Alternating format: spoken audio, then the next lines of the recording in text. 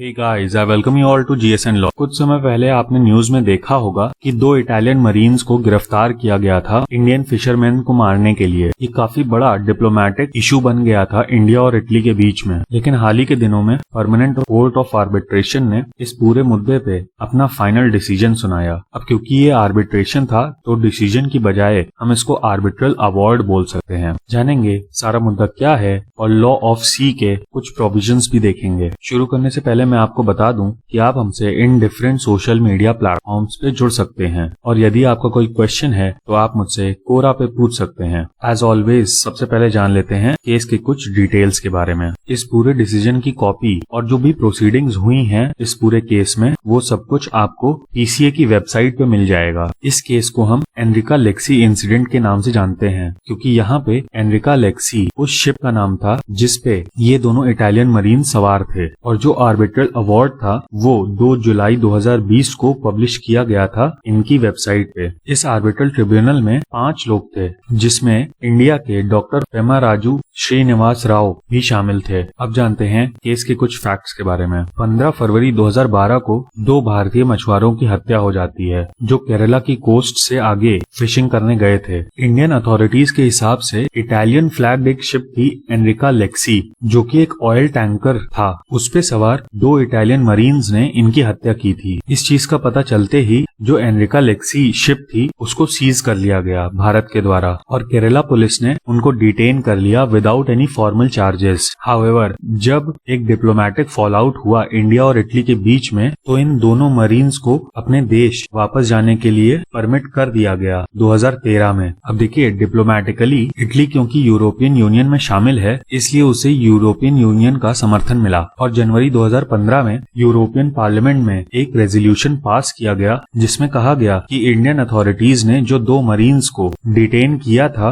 वो वॉयलेट करता है बेसिक ह्यूमन राइट्स को। इस पूरे केस में 2 इश्यूज सामने आए। पहला कि क्या भारत के पास लीगल जुरिस्डिक्शन था उन मरीन्स को अरेस्ट करने का और दूसरा क्योंकि वो इटालियन मरीन्स थे क्या उनके पास इम्यूनिटी थी, क्योंकि आप भी जानते हैं कि वेरियस जो डिप्लोमेट्स होते हैं अदर कंट्रीज के उनको इम्यूनिटी प्रोवाइड की जाती है from being tried in any criminal case. तो क्या उन मरीन्स के ऊपर भी ये चीज अप्लाई होती है? साथ ही साथ वर्ल्ड डायस्पोरा में ये भी एक मॉरल लीगल क्वेश्चन बन गया कि क्या कॉमर्शियल शिपिंग में आर्म्ड गार्ड्स का इस्तेमाल होना चाहिए। वैसे तो शिप पे जो गार्ड्स होते हैं वो ज्यादातर इसीलिए रखे जाते हैं ताकि अगर पायरेट्स का अटैक हो तो वो शिप को डिफेंड कर सकें। लेकिन क्या प्राइवेट कंपनीज या फिर जो कॉमर्शियल शिपिंग इंडस्ट्री है उसमें आर्म्ड गार्ड्स का इस्तेमाल करना क्या सही है? इसके बाद इस केस की लीगल प्रोसीडिंग्स के बारे में जानते हैं। जैसा कि मैंने आपको पहले बताया कि केरला पुलिस यहाँ पर गवर्नमेंट इसलिए लिखा गया है क्योंकि फाइनली जो लॉ एंड ऑर्डर है वो गवर्नमेंट के पास, स्टेट गवर्नमेंट के पास ही होता है।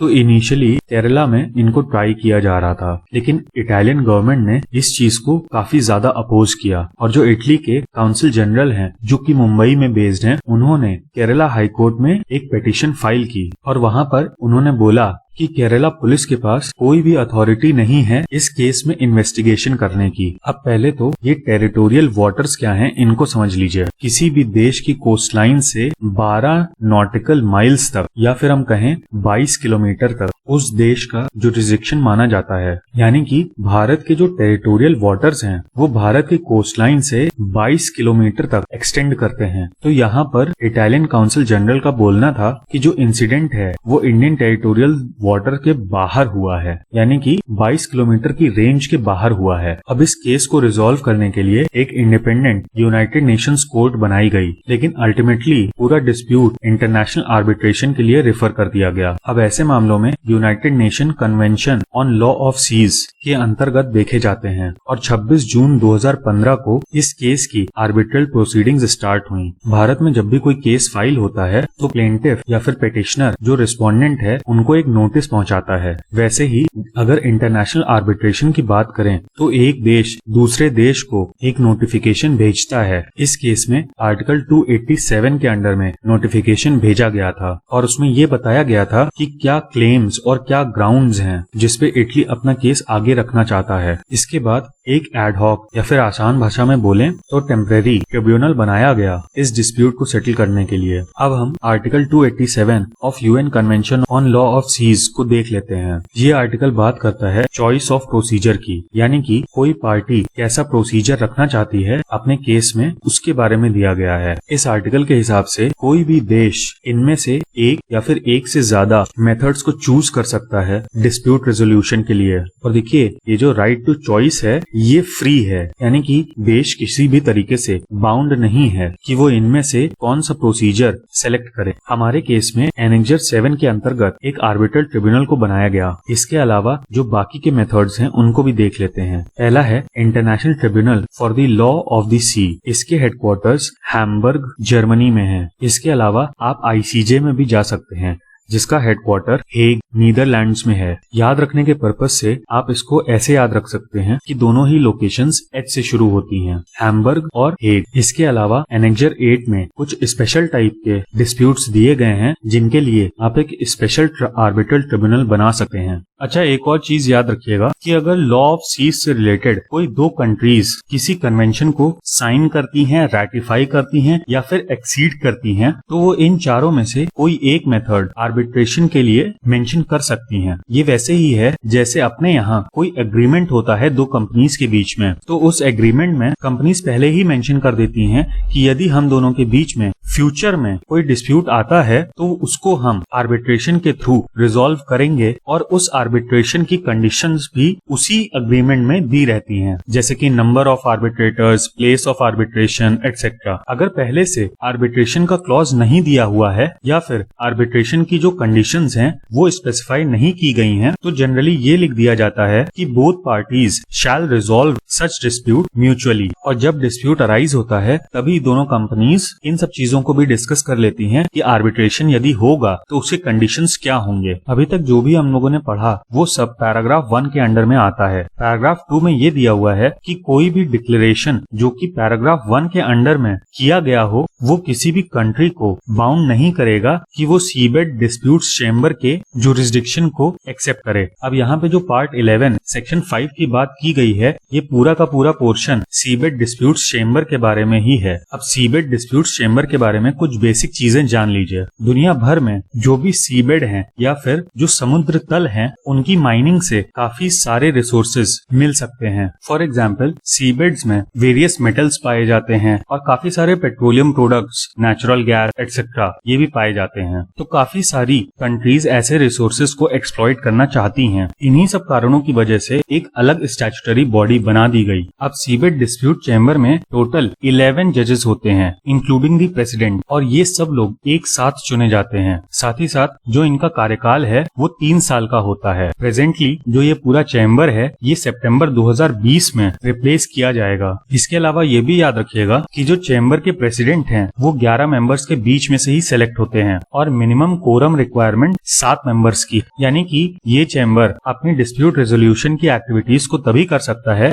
जब एटलीस्ट 7 मेंबर्स प्रेजेंट हों। अब देखिए, अपने केस में एनेक्जर नंबर 7 के हिसाब से आर्बिट्रेशन प्रोसीडिंग्स की गई। अब इंडिया और इटली के बीच में कोई ऐसा डिक्लेरेशन तो था नहीं जिसके तहत ये केस कवर हो रहा था। इसी वजह से एनेक्जर नंबर 7 के अंतर्गत इस केस को रिजॉल्व किया गया। यही चीज पैराग्राफ 3 में दी हुई है, और ये कहा गया है कि अगर कोई स्टेट किसी डिक्लेरेशन से कवर नहीं होता है तो ये मान लिया जाएगा कि उसने आर्बिट्रेशन एक्सेप्ट किया है in accordance with annexure number 7। अब जब हम पैराग्राफ 1 पढ़ रहे थे तो आपके दिमाग में एक सवाल आया होगा कि यदि दो पार्टीज हैं किसी डिस्प्यूट में और उन दोनों ने अलग अलग मेथड्स चूज किए हैं आर्बिट्रेशन के, तो क्या होगा। इसी चीज को पैराग्राफ 4 और 5 में कवर किया गया है। पैराग्राफ 4 में सिंपल सा यही दिया गया है कि अगर दो पार्टीज सेम प्रोसीजर को अडॉप्ट करती हैं तो उसी प्रोसीजर को अडॉप्ट कर लिया जाएगा। लेकिन अगर डिस्प्यूटिंग पार्टीज ने दो अलग अलग प्रोसीजर्स सेलेक्ट किए हैं तो उस केस में एनेक्जर नंबर 7 के अकॉर्डेंस में आर्बिट्रेशन प्रोसीडिंग्स चलाई जाएंगी। इसके बाद इसमें डिक्लेरेशन से रिलेटेड पॉइंट्स दिए हुए हैं जो कि उतने इम्पोर्टेंट नहीं है।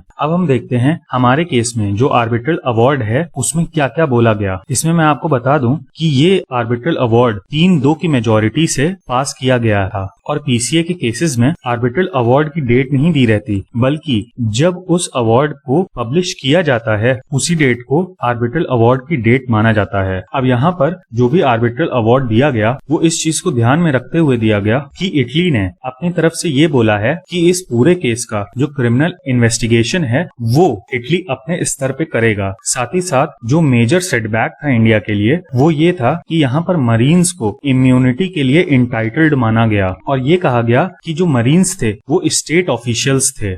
ये सेटबैक इसलिए है क्योंकि इंडिया का ये मानना था कि जो शिप इन क्वेश्चन है वो एक कॉमर्शियल शिप है और उसपे जो आर्म्ड गार्ड्स हैं उनको स्टेट ऑफिशियल नहीं मानना चाहिए। अब देखिए इस पे दोनों ही पहलू हैं। एक तो ये कि क्या इटली ने ये सही किया था कि एक कॉमर्शियल शिप पे अपने मरीन्स को तैनात कर दिया था, बट अगर स्टेट की रिस्पॉन्सिबिलिटी के बारे में आप सोचें तो यदि आपकी कोई कॉमर्शियल शिप इंटरनेशनल वाटर्स में ट्रैवल कर रही है तो ये गवर्नमेंट की रिस्पॉन्सिबिलिटी होती है कि उनको एप्रोप्रिएट प्रोटेक्शन प्रोवाइड किया जाए। जुरिस्डिक्शन के मामले में ट्रिब्यूनल ने एक मध्यम मार्ग निकालने की कोशिश की। ट्रिब्यूनल ने ये बोला कि इंडियन अथॉरिटीज का जो कंडक्ट था वो सही था, लेकिन इंडिया और इटली दोनों के पास ही कॉन्करेंट जुरिस्डिक्शन है इस पूरे केस में। लेकिन जब आपने पहले ही कह दिया कि जो मरीन्स थे वो स्टेट ऑफिशियल्स थे and they were entitled to immunity, तो ये ऑब्वियस सी बात है कि उनको भारत के अंदर ट्राई नहीं किया जा सकता। तो इस पॉइंट को भी इंडिया की विन नहीं माना जा सकता। इंडिया का जो क्लियरली विनिंग पॉइंट था वो पेमेंट ऑफ कंपेंसेशन का था, यानी कि जो मरीन्स हैं या जो गवर्नमेंट ऑफ इटली है वो लायबल है कंपेंसेशन पे करने के लिए for the loss of life, physical harm, material damage to property and moral harm suffered by the deceased. यानी कि जो मछुआरे थे उनकी फैमिली को कंपेंसेशन दिया जाना चाहिए। जैसा कि मैंने आपको पहले भी बताया कि ये डिसीजन 3/2 की मेजोरिटी से पास हुआ था। यहाँ पर जो निगेटिव वोट्स थे वो भारत के टी.एस. राव के थे और जमाइका के पैट्रिक रॉबिन्सन के थे। बाकी इटली की तरफ से जो मेंबर हैं उनका नाम याद रखिएगा, फ्रांसिस्को फ्रैंकियोनी। बाकी एक साउथ कोरिया के रिप्रेजेंटेटिव थे और रशिया के रिप्रेजेंटेटिव थे। तो अगर ट्रिब्यूनल के कॉम्पोजिशन को देखा जाए तो एक भारत का रिप्रेजेंटेटिव थे और एक इटली के रिप्रेजेंटेटिव थे। बाकी 3 रिप्रेजेंटेटिव वो न्यूट्रल पार्टीज के थे। अब देखिए फ्यूचर में इंटरनेशनल कम्युनिटी को 2 चीजों के ऊपर जरूर सोचना चाहिए। पहला ये कि वो ये डिफाइन कर सकें कि स्टेट ऑफिशियल्स में कौन कौन आएगा और क्या स्टेट ऑफिशियल की हर एक्टिविटी को इम्यूनिटी दी जा सकती है। दूसरी चीज, ये जो कॉन्करेंट जुरिस्डिक्शन की बात है इस पे एक यूनिवर्सली एक्सेप्टेबल लॉ होना चाहिए कि क्या किसी क्रिमिनल केस का ट्रायल उस जगह पर होना चाहिए जहां पर ऑफेंस किया गया है या फिर अक्यूज जिस कंट्री का है वहां पर उसका ट्रायल होना चाहिए। अब देखिए ये इजी नहीं होगा क्योंकि वेरियस कंट्रीज में अलग अलग चीजों को ऑफेंस माना जाता है और उनकी सजा भी अलग अलग होती है। लेकिन अगर कोई ऐसा लॉ बनता है जो सिर्फ फॉरेन सिटीजन्स के ऑफेंसेस के लिए बनता है तो उस पे काफी कंट्रीज अग्री कर सकती हैं। लेकिन तब इक्वालिटी बिफोर लॉ का एक्सेप्शन आ जाएगा क्योंकि तब आप अपने सिटीजन्स को अलग प्रोविजंस से ट्राई कर रहे होंगे और जो फॉरेन सिटीजन्स होंगे उनके लिए अलग प्रोसीजर होगा। खैर ये सब डिबेटेबल पॉइंट्स हैं। हाउएवर इसमें क्या क्या सोल्यूशंस हो सकते हैं आप मुझे कमेंट सेक्शन में जरूर बताएं। अच्छा, UN Convention on law of seas के बारे में कुछ बेसिक पॉइंट्स आप जान लीजिए। पहली चीज तो ये कि यूनाइटेड नेशंस की कॉन्फ्रेंस इस चीज के ऊपर 1973 से चालू हुई थी और 9 साल बाद यानी कि